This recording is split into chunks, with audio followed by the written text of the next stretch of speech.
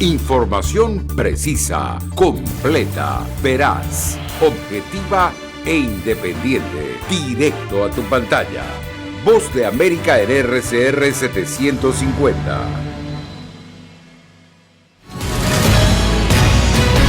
En esta emisión de Venezuela 360. Una crisis que no solo impacta a Estados Unidos, sino al mercado automotriz internacional. Hay que reunir por muchos años para poder comprar un carro nuevo del año. Compra de carros usados se afianza en Venezuela. Con la atención puesta en Los Ángeles. Después de esta cumbre, ojalá que se dé cuenta la administración que tiene que cambiar sus políticas hacia Latinoamérica. Cumbre de las Américas, una prueba al liderazgo de Estados Unidos en la región. El barrio más venezolano de la capital colombiana. Vienen acá es a recordar su terruño. Cedritos se ha convertido en la referencia de hermandad más allá de lo que digan las diferencias sociales. Y el secreto detrás de los atractivos de los museos del Smithsonian en Washington. Creo que cada obra tiene una historia que podemos conectar con ella. Curadoras hispanas son las encargadas de que el encanto nunca se apague.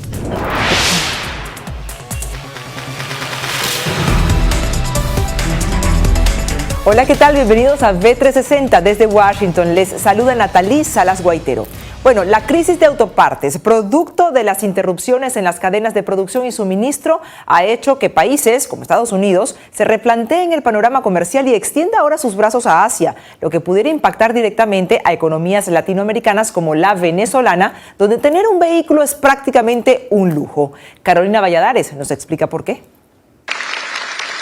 Con una visita a la planta de semiconductores de Samsung, el presidente de los Estados Unidos, Joe Biden, aterrizó en territorio surcoreano con una misión bajo el brazo: abogar por la aprobación de una legislación bipartidista para proteger al mercado automotriz de futuras interrupciones en la cadena de suministro. Un componente crítico de cómo haremos eso, en mi opinión, es trabajar con socios cercanos que comparten nuestros valores, como la República de Corea, para obtener más de lo que necesitamos de nuestros aliados y socios y reforzar nuestra resiliencia en la cadena de suministro. Tras un año difícil en el que los fabricantes de automóviles ensamblaron 1.7 millones de vehículos menos en 2021 que en 2019, las proyecciones a futuro no invitarían al optimismo. Y es que según la consultora Edmunds, el suministro de vehículos podría no llegar a la normalidad hasta 2023. Una crisis que no solo afecta a Estados Unidos, sino al mercado automotriz internacional, incluido el venezolano.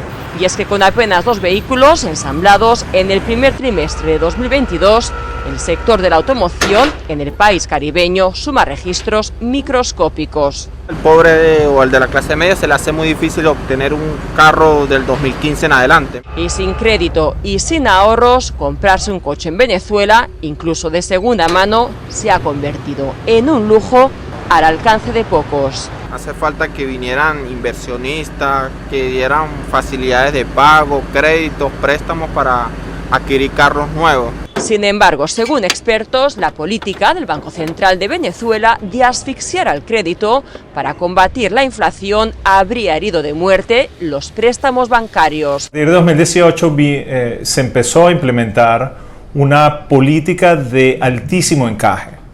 El encaje es lo que los fondos que deben estar paralizados en el Banco Central por parte de los bancos o los bancos teniendo en el Banco Central. El tener un encaje alto dificulta en buena medida o dificulta muchísimo, para decirlo de mejor manera, la entrega de créditos. De acuerdo con la Cámara de Fabricantes de Autopartes de Venezuela, apenas 30.000 de los vehículos que circulan por las vías del país tendrían 6 o menos años de antigüedad. Mientras tanto, pequeños ahorradores buscan alternativas en el mercado de segunda mano. Tendrías que reunir por muchos años para poder comprar un carro nuevo del año. Compras un carro de menor año y menor precio, lo vas vendiendo y vas así poco a poco hasta que puedas ir entre reuniendo y vendiendo los carros que has tenido y puedes ir sumando. Y mientras la población se aferra a los vehículos de segunda mano, las Las principales plantas de General Motors, Ford y Chrysler, entre otras, siguen cerradas hasta nuevo aviso. Carolina Valladares, Voz de América, Washington.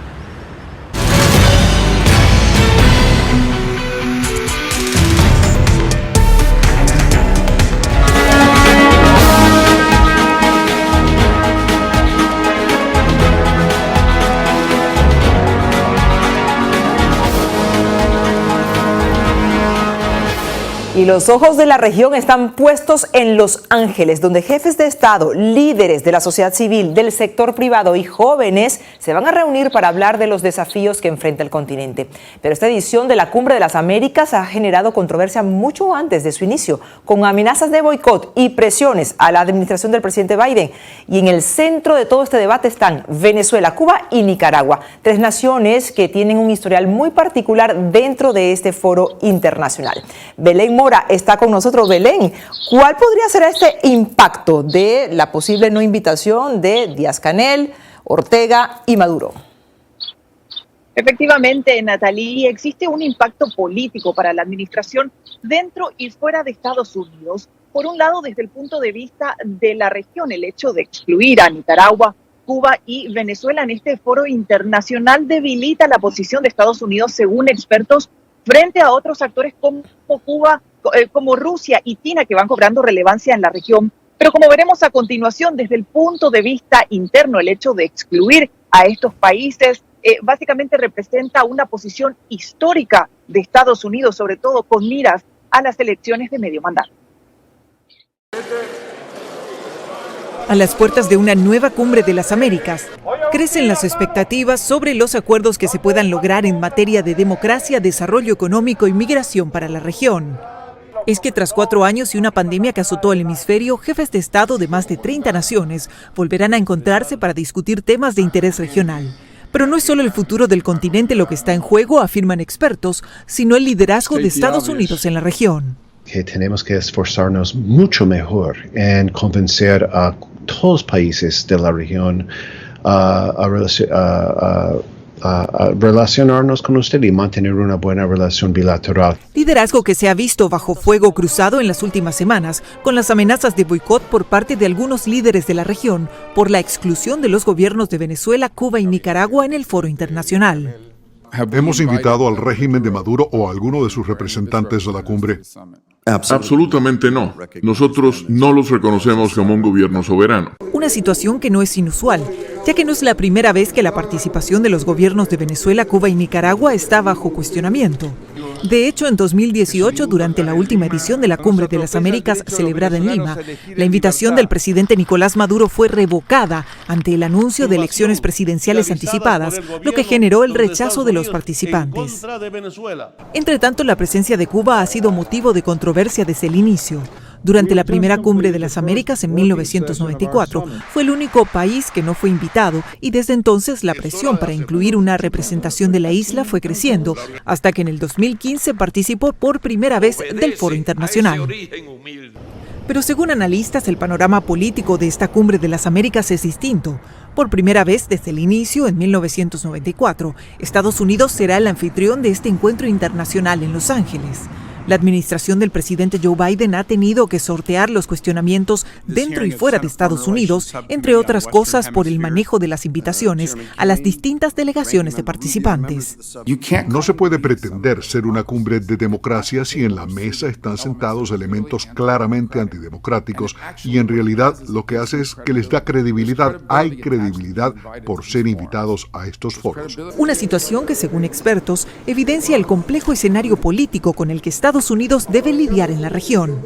Ese es el escenario donde está transitando una administración que tiene mucho que perder desde el punto de vista de la política doméstica por el efecto que tienen las elecciones en el sur de la Florida. Pero por otra parte, la región no puede seguir permitiendo que aquí aumenten las autocracias. Por lo que, en palabras de los analistas, esta Cumbre de las Américas se constituirá en una dura prueba para el liderazgo de Estados Unidos, en un momento en que Latinoamérica atraviesa profundos desafíos políticos, sociales y económicos. Después de esta cumbre, ojalá que se dé cuenta la administración que tiene que cambiar sus políticas hacia Latinoamérica. Una región que, de acuerdo con expertos, debe estar entre las prioridades de la política exterior de Estados Unidos en momentos en que actores como China y Rusia compiten por un mayor protagonismo en el continente. Esta cumbre de las Américas ocurre en un momento muy particular de la región, donde esta está saliendo de una pandemia que impactó de manera muy importante desde el punto de vista político y económico a esta región, por lo que todo está por verse a pocos días del inicio de este encuentro internacional. Natalie. Gracias, Abelén Mora. Bueno, y nosotros cambiamos de tema porque sabemos que el metaverso ha sido promocionado como la próxima tendencia digital. Las empresas saben que este es el camino, pero no todas conocen la forma de transitarlo. ¿Cómo se adapta América Latina a esta nueva realidad? Catherine Rivera nos cuenta. Es una forma de sumergirse en un mundo creado virtualmente que ofrece algunas cosas ahora, pero que podría ofrecer mucho más en el futuro. Esta es una definición en palabras sencillas del metaverso. Las empresas tecnológicas, los especialistas en marketing y los futuristas están utilizando esta nueva tendencia para describir el auge digital del futuro en el presente. Se trata de un lugar donde el mundo real y el mundo virtual se mezclan aún más que en la actualidad. En este momento estamos escuchando los primeros susurros de un metaverso y aún es pequeño como para decir que esto será el futuro. Nos encontramos en la fase de lluvia de ideas, definiendo cómo debería ser. El metaverso es un término de ciencia ficción que describe cómo personas interactuarán en un mundo tridimensional, sumergidos en una experiencia real pero construida digitalmente, en lugar del mundo bidimensional de las pantallas con las que interactuamos en la actualidad. No se trata solamente de ver videos o experimentar la realidad virtual a través de las pantallas, sino de tener una especie de capa digital sobre el mundo entero. Lo mejor del metaverso es que demuestra que todo está conectado. Es como una red de internet que puedes penetrar. Facebook es una de las compañías que está apostando por esta nueva tecnología, a tal punto que su CEO, Mark Zuckerberg, cambió el nombre de la empresa a Meta. Recientemente la empresa abrió su primera tienda llamada así al sur de San Francisco, en California. Durante su apertura, los visitantes se probaron cascos de realidad virtual, jugaron con otros productos y contemplaron el difuso, pero al mismo tiempo tan real, metaverso.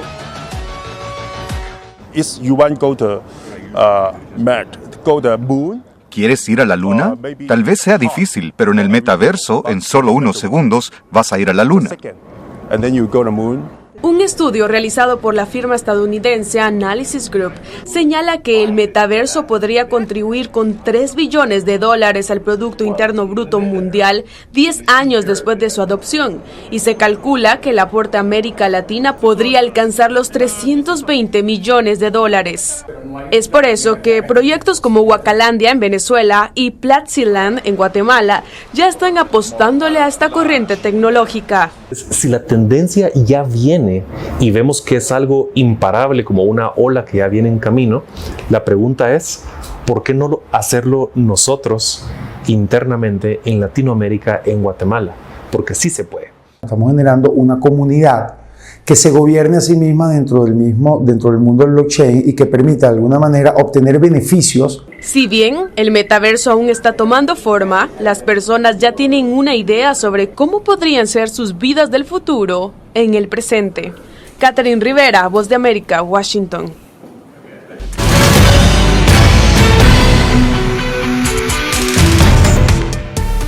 Y una de las consecuencias de la pandemia y de la guerra en Ucrania a nivel mundial ha sido la disminución del turismo. Julia Riera nos explica cómo. La guerra en Ucrania ha tenido repercusiones en diferentes sectores a nivel mundial y la industria del turismo no es una excepción. El cierre del espacio aéreo por parte de la Unión Europea, el alto costo del combustible y las sanciones económicas han provocado que los rusos no puedan viajar a algunos de los países más populares entre la comunidad. Y las naciones que antes los recibían ahora deben buscar nuevos mercados.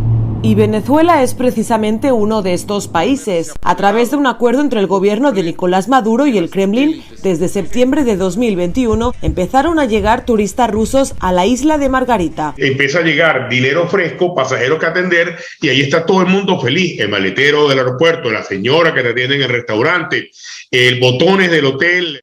Sin embargo, al estallar la guerra en Ucrania, los turistas que se encontraban disfrutando de los encantos de la isla tuvieron que volver a Rusia a través de vuelos de repatriación. Ahora, tras la falta de viajeros rusos, el sector turístico venezolano busca nuevos mercados. Ya una vez que probamos que pudimos atender eficientemente al mercado ruso, pues por supuesto quedan ganas de atender a todo el que quiera. Otro dependiente del turismo ruso es Cuba, uno de los destinos latinoamericanos más populares. Los rusos tomaron especial relevancia cuando el país abrió de nuevo sus puertas en noviembre de 2021. Fueron el grupo de turistas más importantes de la isla. En algún momento, en destinaciones populares como Varadero, muchos de los hoteles estaban casi llenos de rusos de manera exclusiva. Y parece que España tampoco tendrá turistas rusos este verano. Si bien estos no eran los más numerosos, se concentraban en zonas como la Costa Dorada, en el sur de Cataluña. Antes de la pandemia éramos el destino más importante de España para el mercado ruso. Estamos intentando buscar cómo paliar ese 7% que más o menos deja el turismo ruso en Costa Dorada y Terres del Ebre, haciendo crecer un poco los demás mercados. Sin embargo, según las encuestas de entrada de turistas internacionales Frontour, este año España reportó un aumento de turistas de 4 millones de personas en comparación al año pasado, en su mayoría turismo británico. Julia Riera, Voz de América, Barcelona, España. Y una comunidad venezolana en Bogotá lleva sus sabores a la capital colombiana. Conocido como Cedrizuela, el barrio Cedritos concentra a cientos de migrantes que, aunque anhelan su país, han echado raíces en nuevas tierras. Adriana Núñez Rabascal nos cuenta cómo los colombianos y los venezolanos han construido un lugar común lejos de las diferencias.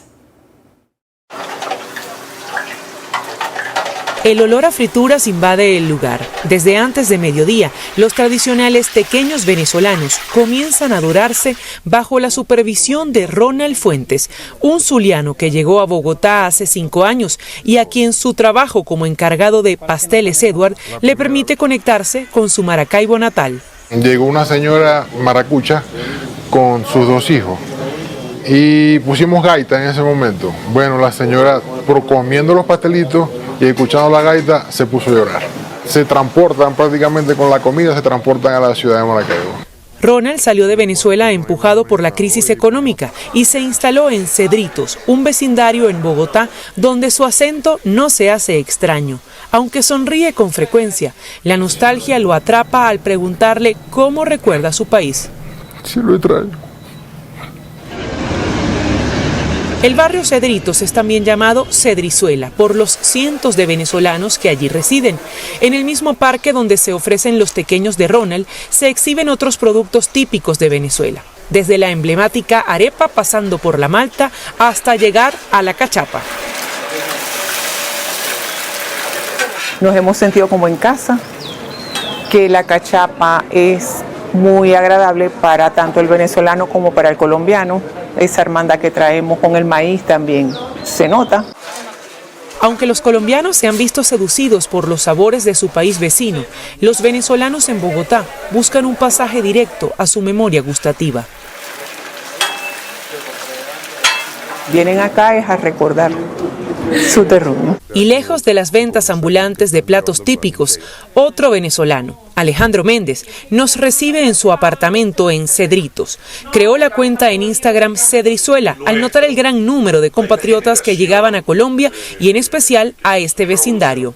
Creemos que hemos aportado, desde el principio hemos aportado muchísima información para hacer más fácil el proceso migratorio de mucha gente. Las fotografías y caricaturas que decoran la casa de Alejandro dan cuenta de su gentilicio, pero en cada palabra hay un agradecimiento a la nueva oportunidad que le dio Colombia a su familia. Por ello, la elección presidencial de este país no le es ajena. Yo, por ejemplo, siento este proceso muy propio, aunque haya gente que me digan, ustedes son extranjeros, no deberían hablar de esto, pero yo tengo un hijo colombiano y este es su país. Mis hijos están creciendo en Colombia, mis hijos están haciendo un futuro en Colombia, yo tengo negocio en Colombia.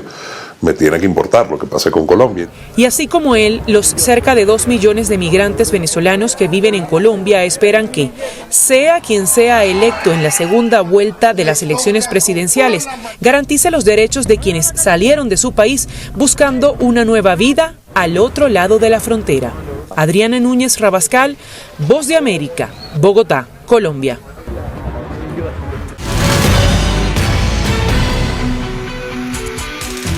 Dicen que el arte es una de las expresiones más completas que existen. Para el artista se convierte en un canal de comunicación que conecta, y esto es precisamente lo que sienten 2 curadoras de arte hispanas que obra tras obra dejan su huella en la Galería Nacional del Retrato de los Museos del Smithsonian aquí en Washington. Cristina Caicedo Smith conversó con ellas y nos revela sus principales motivaciones en nuestro segmento Mujeres con Causa.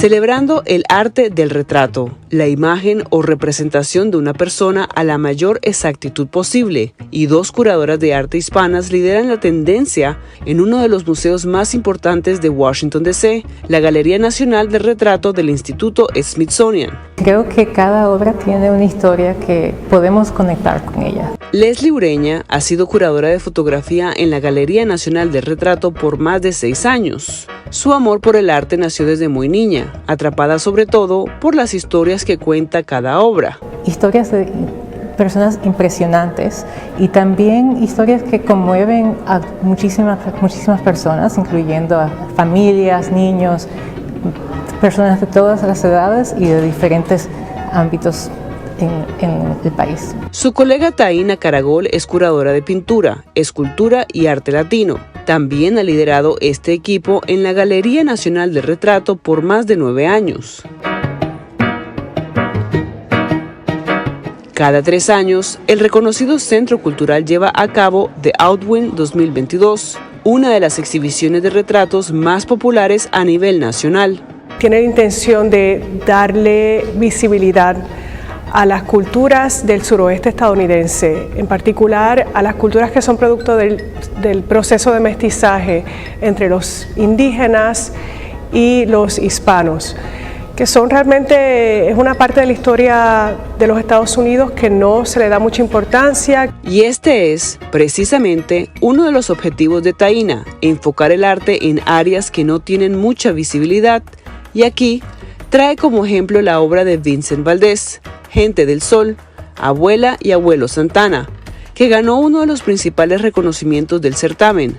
Los Santana son los abuelos maternos de Valdés y su obra es un homenaje al arduo trabajo de los ancestros del artista. Es posible hacer un retrato donde no tienes un rostro y donde de todas maneras hace referencia a una persona en particular.